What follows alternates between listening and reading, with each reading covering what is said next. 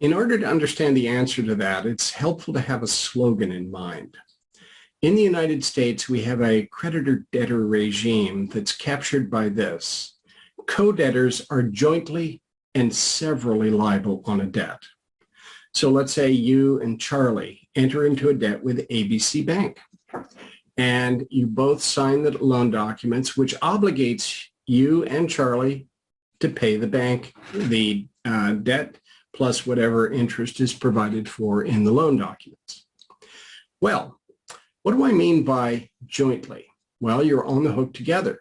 You're also on the hook severally, meaning that each of you is on the hook 100% for the debt. Now, the bank can't collect more than the total debt, but you're each liable individually. So, for example, if you stop making the payments, the bank can go after you 100%, Charlie 0, can go after you 30%, Charlie 70%, can go after you 50%, Charlie 50%, go after you 100%, Charlie 0.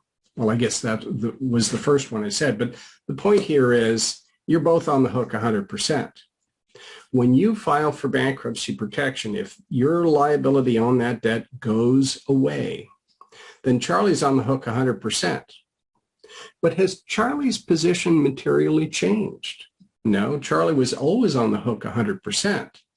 The difference, however, is if Charlie pays the debt, Charlie can't come to you and demand some sort of compensation for the fact that part of the debt was yours. Whereas if you don't file the bankruptcy and the bank comes after Charlie and Charlie pays the entire amount, then Charlie could conceivably come after you for, say, 50%, depending how the obligation was apportioned between the two of you.